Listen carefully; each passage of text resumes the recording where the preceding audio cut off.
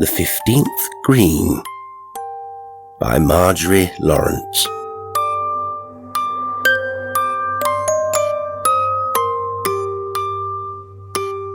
Another night at Saunderson's. A chilly night in early May, cold enough for the fire that roared and flamed cheerfully on the wide hearth that had heard so many strange tales. Saunderson, with his broad, red, cheerful face and ready grin, had tonight more than ever the air of hiding some surprise, that, given the right moment, he would spring upon us. His air of suppressed importance held mystery, his portentous nods and winks at various special cronies, as he presided over the familiar round table, its shining mahogany laden with good things, meant a new and interesting something in the offing, or I did not know Saunderson. The newcomer, sitting on his right, however, did not look promising, not the sort of fellow, one would have said, to adventure into the strange regions of the occult. A long, lean, brown man, shy and rather speechless, eloquent apparently on one thing only: golf. He was a plus man, so Saunderson said as he introduced him before dinner. Later, round the fire, as we sipped our fragrant coffee and liqueurs, our host brought up the subject again. "Well, Pontin, what about that golf story of yours? We all sing for our supper here sooner or later. Feel inclined to tell us that amazing tale you told me about the strangeness of a certain green you once played on?" Ponting, the stranger, flushed a little, glanced round the eager circle, and began to speak, at first hesitatingly, then with decision. "Well, I've never told it outside. One doesn't want to be thought a raving maniac, you know. But I can see you fellows look on these things differently. And the other fellows may call me crazy, but they had to make a new green at last, whatever they may say." His voice died away as he brooded silently over the fire, obviously visualizing in all its horror the thing that had shaken his pleasant, ordinary personality so deeply. Clearing his throat, he started, speaking now rapidly, and well, to my secret surprise. "I won't give the name of the golf course, but it is one of the best known smaller ones, south coast, facing the sea. Turf very rough and uneven, heaps of seagrass and bent, coarse, rubbly stuff, also rather hilly in places. This happened a good 5 or 6 years ago, and I haven't played there since. Matter of fact, this rather put me off the place, as you might imagine. At first the course was only a 9-hole affair, and quite good as far as it went, but the town nearby, call it Brentford, was a pretty place, the bathing and fishing and so on good, and it was rapidly growing, so the golf club sent out requests for subscriptions to extend the course to full size. Well, the money simply rolled in. The secretary got no end of fat cheques, and they set about buying the land. There was only one thing to do, of course: extend the course one end so that it occupied the whole of a sort of spit of land that ran out into the sea. Not cliffy, you understand, but sort of lumpish land, hilly enough to make quite decent golf, but as a whole pretty flat. This must sound irrelevant, but it isn't really. The other end of the links ran into land that was getting too valuable in the town's rapid expansion to give up to golf. And as one side of the links gave onto the seashore, and the other was bounded by the railway, that meant this bit of land was the only possible place that could be utilised. Do you see? There was one tiny hovel upon it, that's all. A fisher's hut, really. A sort of shack. It wasn't common land, but belonged to a man, Sir Harry Lansing, who owned a good deal of land round about, and he didn't bother about it. Gypsies used to camp there sometimes, but even for them it wasn't popular. Running right out into the sea as it did, it was shockingly bleak. and the winds must have fairly howled across it in the winter. I used to watch the grey seagrass bending as the wind swept it flat on a stormy day, and the sand twirling and dancing in tall spirals in the little hollows, and pity the poor devil that lived in the hut. Yet he seemed to like it. The secretary of the club, a fellow called Binner, I think, got in touch with the owner, Sir Harry Lansing, a fat, port-wine-drinking sort of chap, rather a swab to look at, but not at all a bad sort on the whole. He asked a pretty high figure for the land, but as I say, Binner, the sec, had plenty of funds in hand, and they soon arranged things. But then this old chap suddenly took a hand. Isles, I believe his name was. Nicky Isles. Old Nick, the small boys used to call him. Frightened to death of him they were. Used to run like hares if they saw him coming. And I never saw a boy venture near his hut on the promontory. He came plodding up to the clubhouse by some curious coincidence, though now, upon my Sam, I'm hanged if I think it was really a coincidence, on the very day and moment when Binner and Lansing were settling the deal, and asked for Binner. He was such a frowsy-looking old ragamuffin that the steward hesitated. But, he said afterwards, he simply had to go in to Binner. The old man's eyes frightened him, and when Lansing heard he was there, he nodded. "All right, let's see him, Binner." He lighted an opulent cigar and pushed away the signed papers. "He'll have to move, I suppose, eh?" "Oh, yes," said Binner importantly. "That shack of his is just where I think we shall have to put the 15th Green. A good flat piece of ground on a slight hill with a drop behind that would make a fine natural bunker." "Oh, yes, we'll compensate him, of course." As he spoke, the door opened, and the shambling, dirty old figure entered. He wore an ancient plaid, indescribably tattered and marked with silvery patches of fish scales. He spent most of his time fishing in his crazy old boat in the tiny natural harbour at the foot of his shack. From under the battered brim of his sou'wester, old tags and ends of grey hair appeared, and his wild grey beard was unkempt and stringy as the fluttering remnants of wool one sees caught in the furze bushes from the fleece of wandering sheep. He wore great sea boots, and the hands leaning on the crook of a twisted stick were long and sharp-nailed and brown as an aboriginal's. But the man's eyes were extraordinary, so light a blue that they were almost colourless. They peered through the shaggy fringing of matted eyebrows, like pools seen through rushes. Somehow they were not only arresting, those eyes, but disquieting. There was something vaguely unpleasant about them. Something not quite human. There was a moment's silence as the ragged old villain stared from one man to the other. Then he spoke, and Binner jumped, for his voice was no guttural, H-less peasant's voice, but the voice of a cultured man. "Well, have you settled it, you two gentlemen?" The sneer was unmistakable, and Lansing flushed an angry purple. "Settled it?" Binner was bewildered. How could this old scarecrow know already what had but just been signed and sealed? As he stared, the old man shuffled over to the table and picked up the deed in his claw-like hands, examined it attentively. Laying it down, he favoured the two men with a scowl, the malevolence of which, Binner told me, fairly turned him cold to the spine. "Ah, I thought so.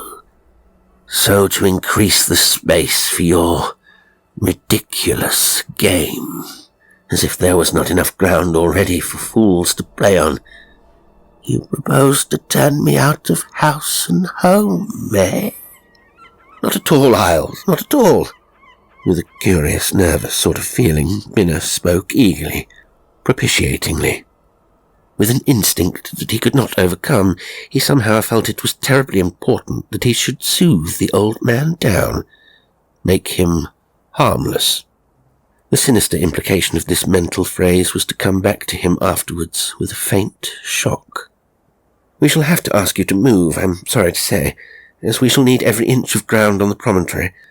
But we shall make you ample compensation, and there are plenty of cottages along the shore that will be far more comfortable for you than that draughty hut." He stopped, for the old man was not looking at him. For some reason all his rancour seemed to be concentrated on Sir Harry, complacently smoking his cigar, his hands in his pockets, with one long discoloured nail. Old Nick tapped the deed lying on the littered table. His words when he spoke were addressed not to Binner, but to the other man, and his tone was heavy, venomous with hate. "You. It is you who have sold this home of mine.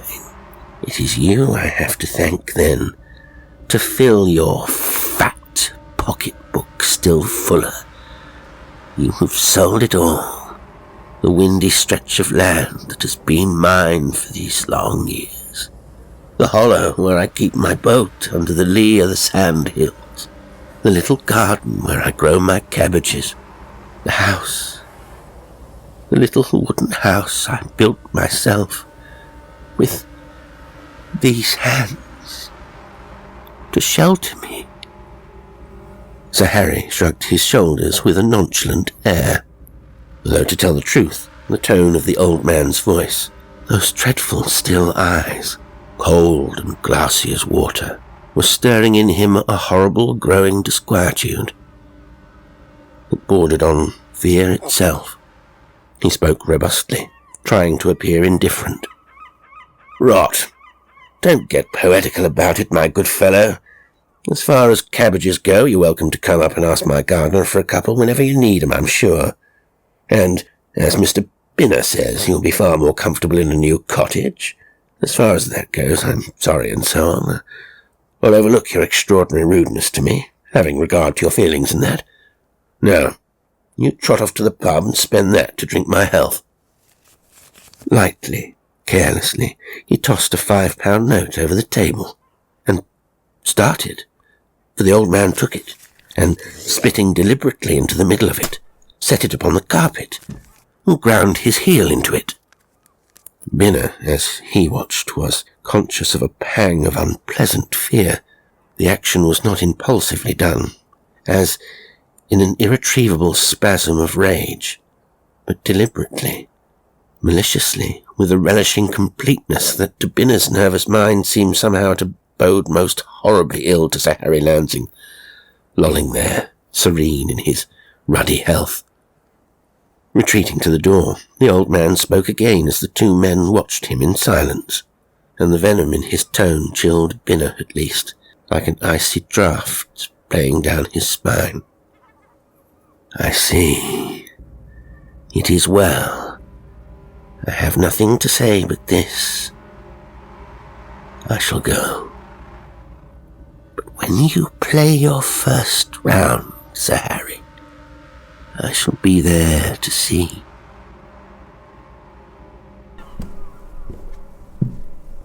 The door closed behind him with a stealthy click, and they heard his booted feet shuffling swiftly away down the echoing, white-painted passage. In the empty room, both men looked at each other, and involuntarily shivered. "Boo!" Lansing, shaking his fat shoulders, got up. "An unpleasant old boy, but I'm sure I don't care if he follows me around the course, calling down all the curses in the calendar upon me. They say here, you know, that he's got a familiar spirit in the sea, and they see it climbing up the path to his house, all dripping on dark nights." Binner was conscious of a fresh, shivery feeling of nastiness. What had come over Lansing to talk this way? Hastily, he changed the conversation. "They're all superstitious, the fishers here. Nothing in it. Well, that's done. Don't forget you play your first round with me, Lansing. I'll hurry the work along at once as soon as the plans are passed by the committee. Right you are. And we'll send the old man a line to come and gibber at us. Fat Harry Lansing lurched out, and Binner, with a sigh of relief, turned again to his work.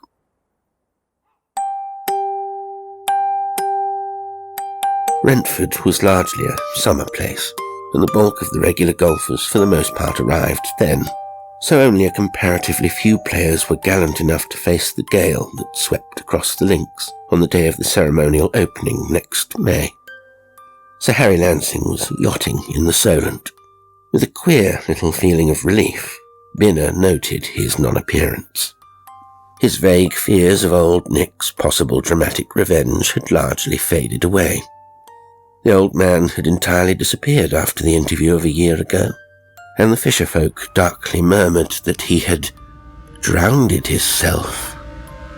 But Binner did not think that likely, since no body had been washed up by the tide. More likely he had betaken himself further down the coast, in high dudgeon, refusing even to see the alteration in his beloved land.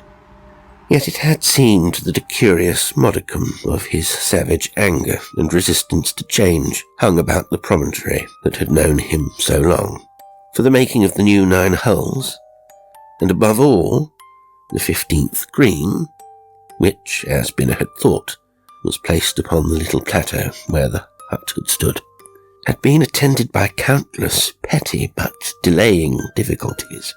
Workmen had sprained their wrists and ankles, been stung by wasps, fallen into unsuspected ditches. One had been all but drowned, slipping into the sea when a tussock of grass suddenly gave way. Experts designing the course had quarrelled among themselves, fallen mysteriously ill, left suddenly, but Binner, his fighting instinct aroused, had kept doggedly on, despite a deep, hidden feeling, deny it how he might, that there was something more than mere coincidence in these repeated setbacks. However, there it lay at last, the finished course, the greens laboriously turfed with fresh green turfs cut from far inland, gleaming like jade patches in the grey-brown sandy waste, the cheerful scarlet of the bright new tee boxes, yellow and white flags fluttering in the tearing gale, and behind all the sombre watching sea, vast and somnolent and mysterious. Binner rubbed his hands as he surveyed it from the sheltered veranda of the clubhouse, and felt he had reason to congratulate himself on his achievement. He watched the players as they gradually disappeared over the brow of the low hill that led from the old 9th tee onto the promontory, and wondered idly whether the old man might not be lurking somewhere about even now to watch the first ball driven onto his beloved patch of ground. Then other considerations drove it from his mind, and he was sitting immersed in papers in his inner sanctum when the first of the returning golfers, Orton the solicitor, a friend of his, stumped into the room and threw himself, exhausted, into a chair. Give us a whiskey and soda, old man. I'm done. We've been round, but I don't want to do it again in a hurry, unless I'm feeling stronger than I am today. He drained the brimming glass of golden liquid and slapped his chest. Binner looked at him, arrested. Jack Orton was the huskiest specimen of manhood in the club, and a scratch player, and for a mere seaside gale to weary him? Why, was the wind heavy? Absolutely ghastly. Orton's voice held conviction. It wasn't bad at all till we started on the new bits. Then, by the Lord, we hit it. I was playing with Greg, and as you know, we're neither of us weak specimens, but by George, it fairly made us rock on our pins. Stand steady for a drive? Don't be funny. I was driving like a drunken sailor, and as for Greg, he lost his temper and swore like a trooper after losing his 4th ball either in the sea or in that damned rank grass. And as for that 15th green, tell me, man, what got Anderson when he made it? For I swear I never in the whole of my life struck a green that looked so flat and was so infernally difficult to get onto. A faint and nasty prickling sensation was creeping about the base of Binner's scalp as he listened. Cursing himself for a stupid, nervy owl, he steadied his voice with difficulty as he asked a question. Why the 15th? Damned if I can tell. You know, the one perched up on a sort of plateau with a damn great dip just beyond to a sandy hollow. The sea's not more than a few feet away, and the hollow runs down to a little beach where there's a battered wreck of an old boat of sorts. The cold feeling was growing, and the last words gave Binner a nasty shock. He regarded stocky, sensible Jack Orton with a stare of frank fright. A boat? Are you sure? He knew, who better than he, that with the old man's disappearance his boat had also vanished, and that certainly yesterday, walking round the course for a final survey, the little beach below the 15th Green had been innocent of anything but the swags and wraiths of stranded weed that always lay there. Realizing that this trend of thought was making him singularly and unpleasantly nervous, he spoke at random. Well, anyway, can't be anything important. Orton stared at him. Important? Who said it was? Of course it isn't. Only mentioned it to show the place. Well, will you believe it? It's a short drive, only an iron, I should say, straight from the tee to the green, and as easy as pie to look at. A drive, and a decent putt, though I see it's down as bogey 3. Well, I overdrove the first time, went wide into the sea. Greg followed, missed his ball, clean as a whistle. A gust struck him just as he swung at it, and you never saw a man so mad. I laughed like a fool. Had to. It was so damn comic. Old Greg with his handicap, playing like that. His next swipe landed off to the right, into a sunken burn it proved. Lost ball. We got so mad we decided to play another each, and this time I landed on the green. A well-pitched shot, and the damn ball seemed to run uphill. You know how the green tilts up the farther side? That was barely rolling at all when it fell and went over into the far bunker. Greg's second, no, his third, really, of course, was too flat, and skidded along, stopping this side the green among a stiff bunch of grass. Never saw old Greg play such a vile shot in my life. He took his niblick and played out, well, as far as I could see, but would that ball stay on the green? Not a bit of it, though it was lifted high and fell like a stone. The damn thing rolled like mine and went over the far side and vanished. Well, by this time you can imagine we were both of us pretty angry and began to play wild. And though by sheer insistence finally I did get the damn ball into the hole, my score was 9 shots all told and Greg's 11, and he chucked it. There must be some darn clever pacing about that green, or else we were just unlucky and both went to pieces. But I don't think so. I heard several of the other fellows coming up and saying much the same thing. Going round later, among the thirsty crowd at the bar, Binner heard the same thing, with slightly different versions. What was the matter with the 15th Green? It was too steep, not fairly placed. The bunker wasn't sporting. The distance was deceptive. After a week or two, the thing became a sort of joke with the members, and one heard it regularly. Hello, old man, and what's the 15th done with you today? Again, the boat was a curiously elusive quantity. While certain members said they had seen the mysterious boat, others declared it non-existent. Yet others again mentioned merely a dark thing on the waters. Might be a boat or a chunk of weed or an old net. For different reasons, Binner avoided making a special journey to sea, and deliberately put behind him a certain memory that nagged at him unpleasantly. The memory of that curious phrase of Sir Harry's concerning a dark thing out of the sea, all dripping.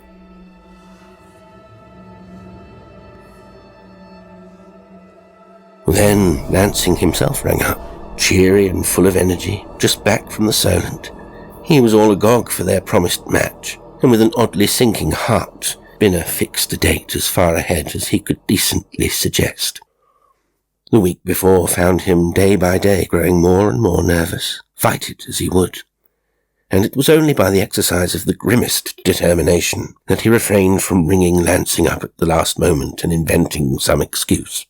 For that something would happen, that all this time something had been gathering force and malevolence and energy sufficient for it to happen, was borne in upon him with a dreadful conviction that all his matter-of-factness did nothing effectually to combat.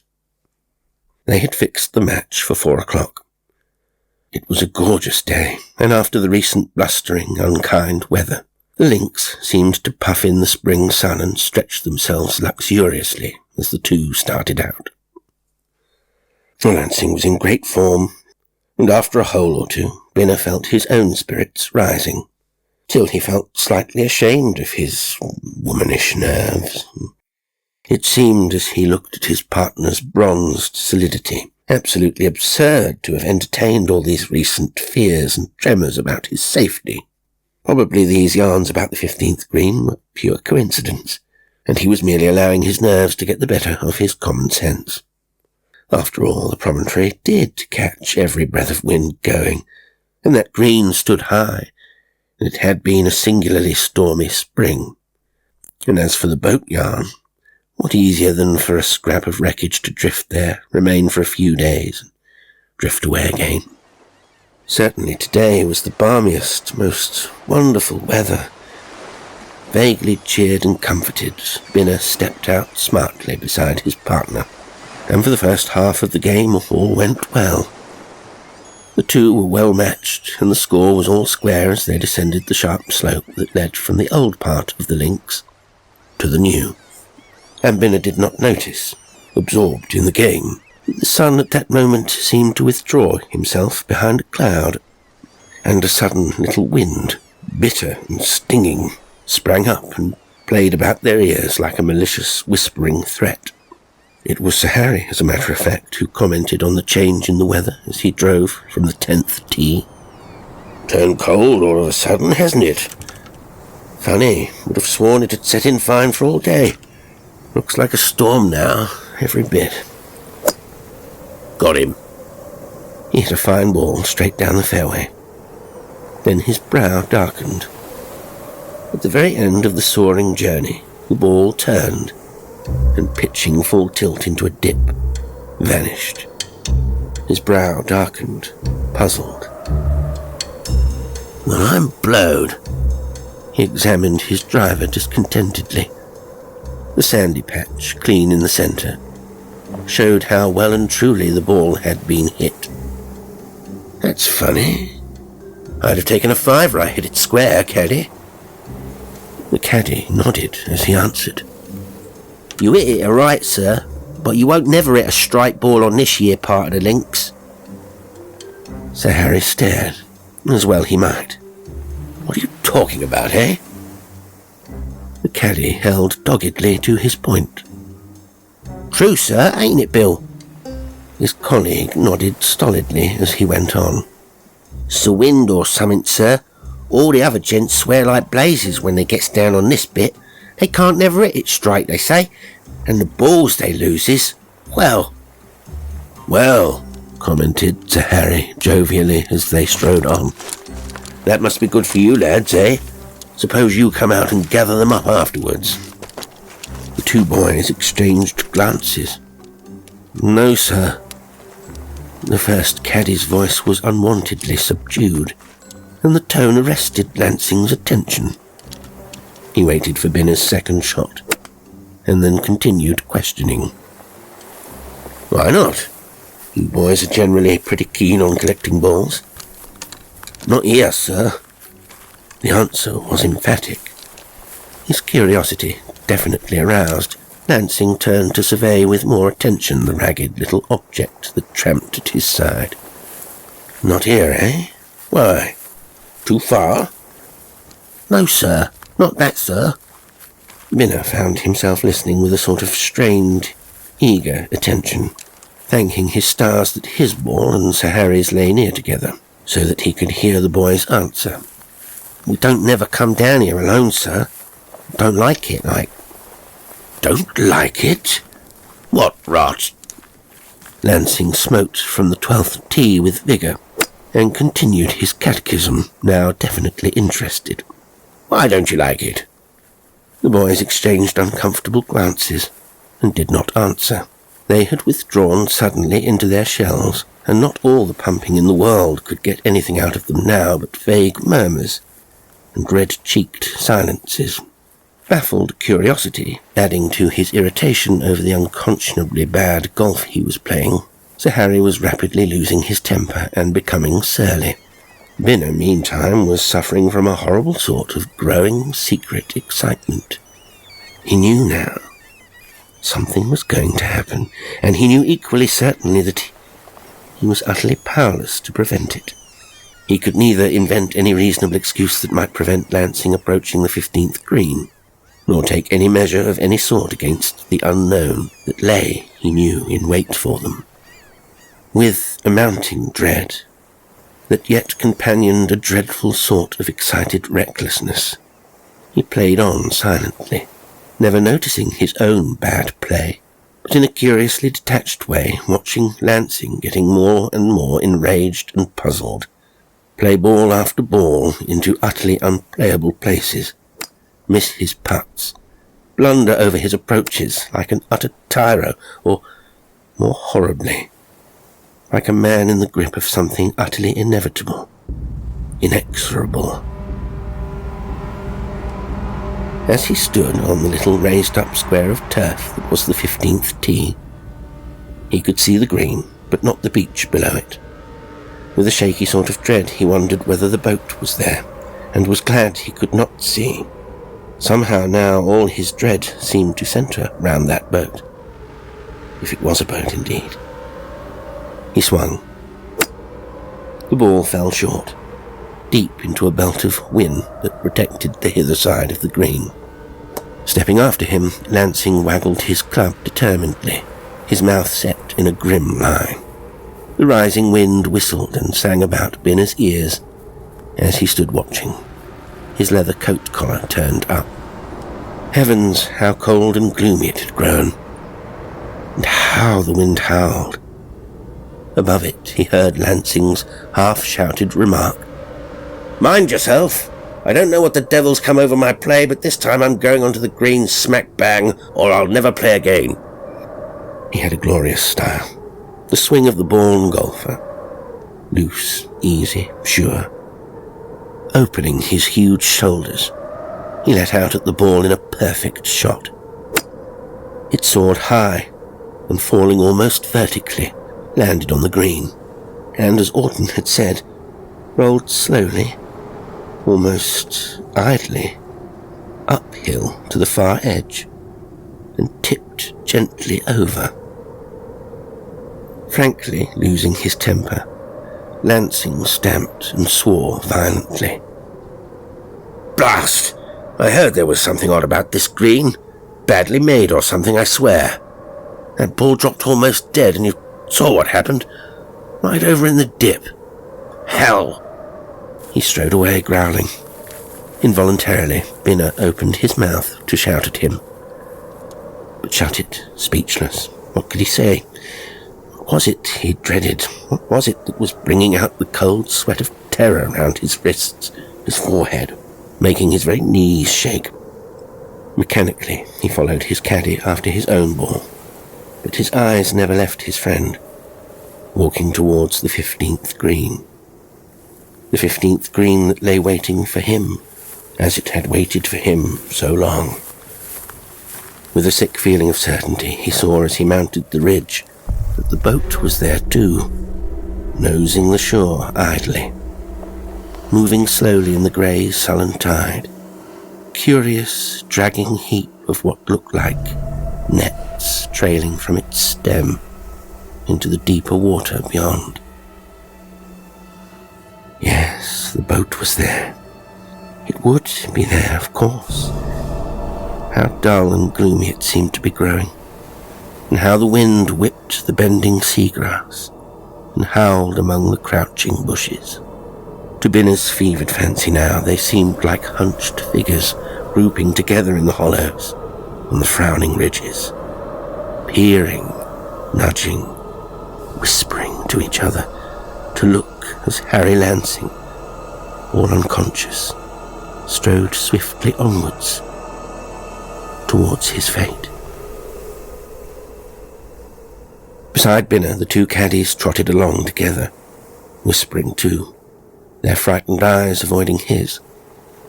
Blind, helpless, they were all caught up together into this great web that was being woven, and could stir no hand nor foot to avert things.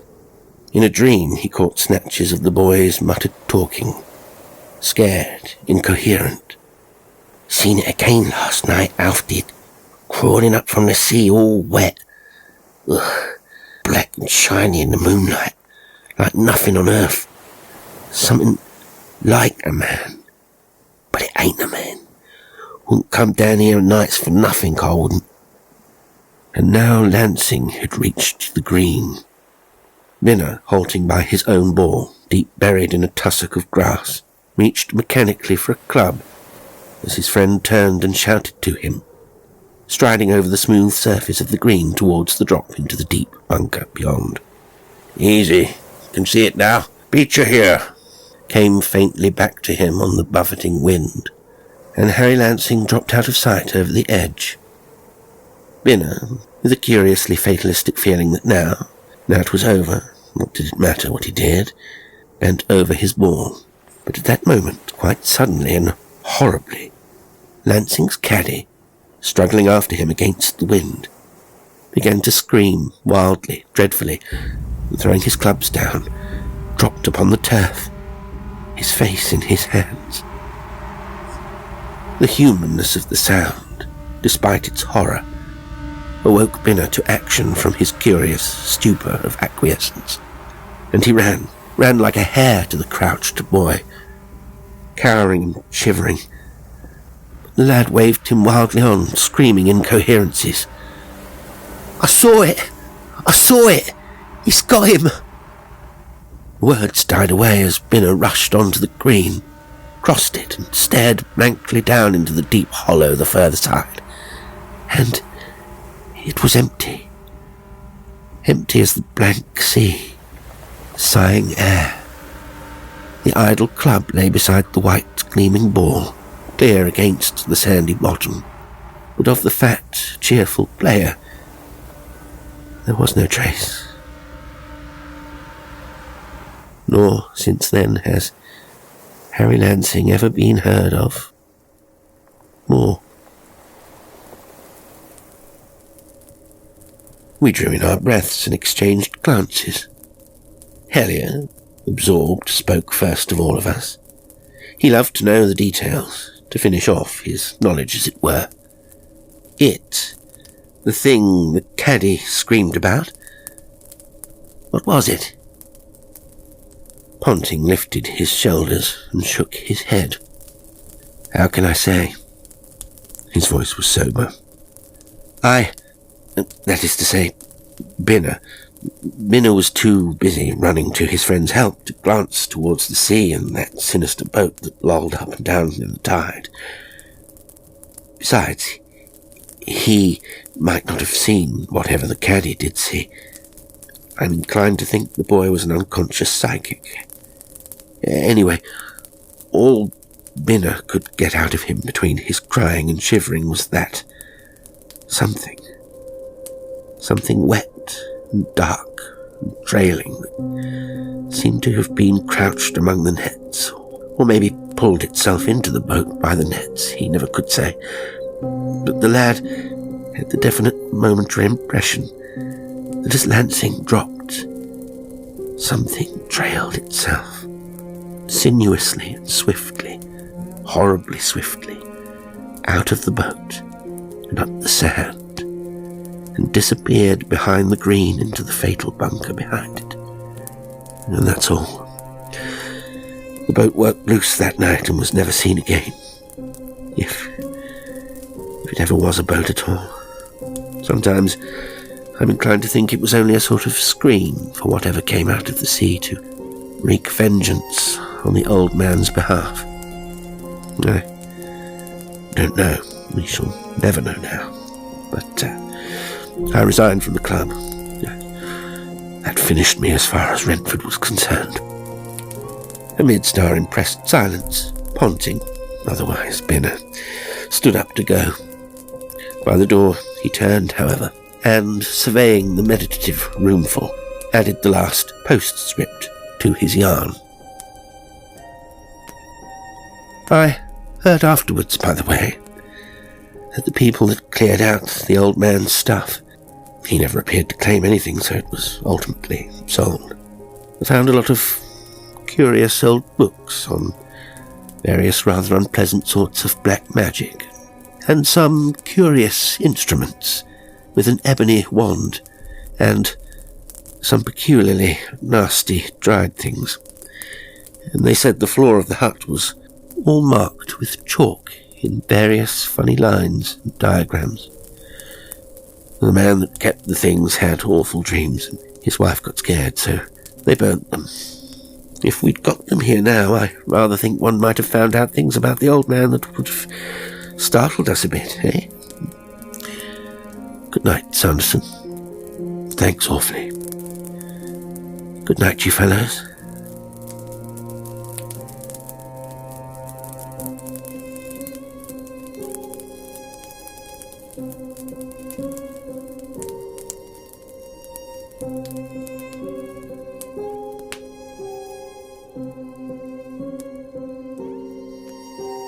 Today's story was The 15th Green by Margery Lawrence. It was read by Jasper L'Estrange. As ever, I hope you enjoyed it, and until next time, sweet dreams.